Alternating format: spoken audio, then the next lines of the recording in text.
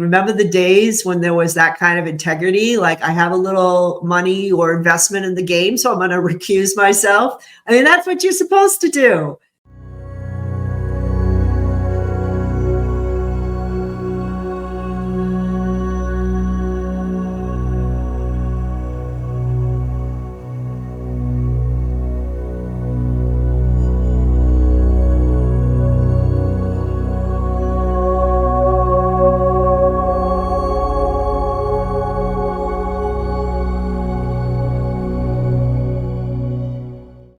Hello, this is Carrie O'Donnell from Tarot Soul Writer. And if you would like a personal reading with me, please go to my website, tarotsoulwriter.com, press book a reading, and I'd be happy to do a reading for you. And I have added some more time as fall comes to an end and we're moving through the holiday period. My availability will become more plentiful. And I've even added some Sundays starting in January. So for those of you whose schedules don't quite mix with mine, especially since I hadn't been working weekends, I will be available every other Sunday or so. I'm looking forward to reading for you. And now I am going to do a reflection on January 2024 predictions. Let's see how I did. Did I get it right? Or did I get it wrong? The first thing I read on was Donald Trump. And my overall prediction for Donald in January was that it was going to be a very tense time for him. There is going to be a lot of anxiety this month. Trump is going to feel really defeated, and his fear is going to spread to everybody. I had pulled cards that showed a lot of change, big time change with fives. And notice the fives. 5, change. Big time change here with that number. And it's showing up. It's showing up twice. But the 5 of Cups is more his emotional state. Loss, grief, sadness, mourning, feeling let down, feeling failure. I actually said that this would be a month where it was, in a sense, a dark night of the soul moment for Trump. January is a dark night of the soul moment for Donald Trump.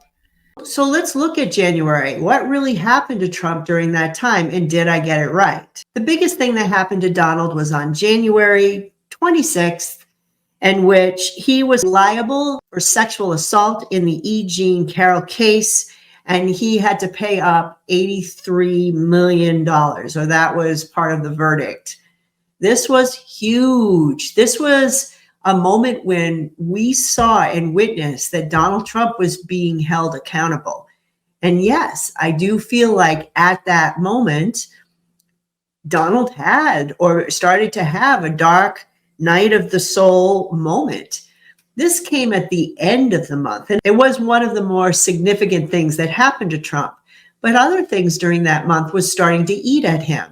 I had pulled a card, the Knight of Swords, and this represented, I felt, Jack Smith. And then here I have the Knight of Swords. Someone who's assertive, a younger man, who is directly going after him. And I do feel like this is probably Jack. This is the U.S. government here. He's coming after him. And we're going to see that kind of action in January. And in fact, he was coming down really hard on Trump in January concerning the January 6th events. I got this next timeline on ABC News.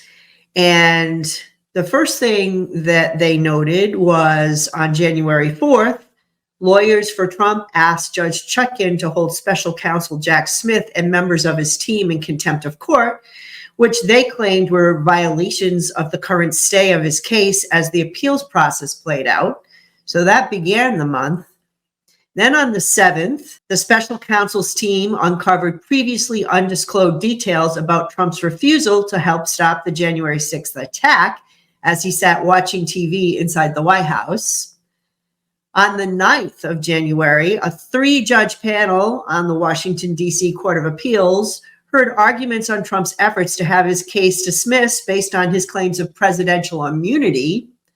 On the 16th, the full D.C. Circuit Court of Appeals rejected an effort by Twitter to appeal a ruling that allowed special counsel Jack Smith to access records from Trump's Twitter account. And then on the 18th, Judge Chutkan rejected an effort by Trump to have the special counsel held in contempt for making additional filings in the case after she had issued a stay of the proceedings. However, she ordered that all parties in the case were forbidden from making any further substantive filings without first seeking permission from her. And then finally, on the 23rd, the D.C. Circuit Court of Appeals denied Trump's request to take up his appeal of the limited gag order placed on him in the case. That's a lot. That is just mostly from the January 6th case. And we're going to talk a little bit about the classified documents case that really started to come to fruition as far as happenings starting in February. But there's a little of that here. You have Jack Smith. He's coming after him hard in January. So you had all that, and you have Trump trying to get all his people to fight against that. Plus, we have this whole issue of presidential immunity that they're trying to push to try to save him from the classified documents case. And then we finish off the month with the E.G. Carroll case and a verdict of $83 million. That's a hit. That's a blow. One could even say the beginning of the end for him as far as his wins in the legal system. So the tables turn in January. Frankly, I think I got this right. I also made note that Trump said a lot of stupid things, or would say stupid things, because of this pressure that he's feeling. And it's through his actions, because when he's in fear, he's going to throw stuff out there. So we're going to hear a lot of stuff in January from Donald Trump. And it's going to be aggressive, and it's going to be violent, and it's going to go specifically to his enemies, whoever he thinks is his enemy at the moment. Lots and lots of pressure. One of my favorite channels on YouTube is the Lincoln Project's videos that they put up. And they do a weekly, like, what's happened in the Republican Party. And it's a great way of keeping track of all the stupid things Trump said. So I did a little research and I did some Googling and I looked at some of those videos. But to be honest, Trump just always says stupid things. It's like, what kind of a prediction was that, Carrie? But I guess my point was his rhetoric was amped up. And I looked and I didn't see anything in particular that we felt was different. But I did make note that statements that he had started, like in December, he started saying things like, I'm going to be a dictator on day one. He started to repeat that a lot in January. He also started to repeat again things like, just cancel the election. Just say Trump wins automatically. So those types of things amped up a little bit more in January. But was he saying something more outlandish than usual in the month of January? I probably have to say no. So I don't feel like I got it wrong, but I don't feel like I got it right. So let's give myself sort of something in the middle. The next thing that I made note of was dark money transactions. I did a whole segment on dark money in the election connected to Trump. And there would be something coming out in the month of January that seemed to be related to dark money. There is news about dark money and financial transactions in the month of January. What I really feel that I was picking up was that on January 10th, the last batch of Jeffrey Epstein documents were released. You can't get much darker than anything involved with Jeffrey Epstein. There were a lot of people on a so-called list. There were both Republicans and Democrats that sort of came out. That didn't mean that they did anything wrong per se. There are a lot of people that were involved with Epstein loosely, but that didn't mean they partook in anything illegal or immoral. We'll just leave it that way. However, I remember when that last box came, not only are we adding to the first prediction about Trump, like on top of all my legal issues, this Epstein thing is coming out and whether or not I'm connected to it. And now you have a bunch of Republicans and Democrats that are running scared. And one of the things that I had said, there would be unlikely alliances, especially on the Republican side of the party, like strange bedfellows that come together, I guess you could say, because of some of this information. People are coming together to reveal old alliances. So within his party, within his inner circle, we're going to see a lot of people connecting with each other in order to save themselves. And I do believe the Republican Party's already decided we got to get rid of this guy. So I do feel like I got this right. Not only it's being revealed, the darker underground nature of politics, but you have some Dems that are aligning with different aspects of the Republican Party who might not be considered MAGA. And this is starting to begin a role. Like we're starting to join people like Liz Cheney and other Republicans who are standing strong against the MAGA wing of the party. And you're going to see this accelerating even more. Unfortunately, a lot of these alliances are based on protecting their personal reputations, and not so much because they want to do good deeds for the people. But we do see this in the month of January. I also predicted victory for democracy and for Ukraine, something that was happening in Ukraine, but also that would be a victory for democracy. There is a sense of victory here for democracy, both in the United States and in the world, particularly around Ukraine. I scoured the timelines that are out there on the internet of the different happenings in January related to the Ukraine-Russian war. And yes, I did note that there were some political prisoner exchanges that happened during that time that were pretty significant. I noted that Germany and France, especially Germany, had contributed a lot of weapons to help Ukraine during that time. But were there any significant battles, any significant policy that happened for Ukraine in the month of January that would be considered a victory for democracy, something big? To be honest, I think I got this wrong. I couldn't find anything. Those were the things that I found that were positive, but we hadn't gotten to the point where there was an actual victory for Ukraine that would be considered a victory for democracy. And finally, one of my last big predictions had to do with the Supreme Court. I felt strongly that I was engaging and or picking up a message from Sandra Day O'Connor. Now, I'm not a medium, but I felt strongly that I was connecting with Sandra Day O'Connor, the first woman on the Supreme Court, a conservative Republican who was put on the court in the Ronald Reagan era.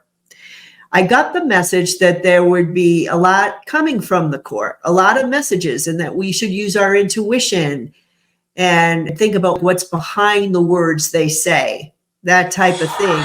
But it is important to use your intuition during these times. What do you feel? Not what do you hear? Read between the lines. And there would be some significant messages or cases that would come out in January. Well, I looked, and January is the time when a lot of the arguments begin.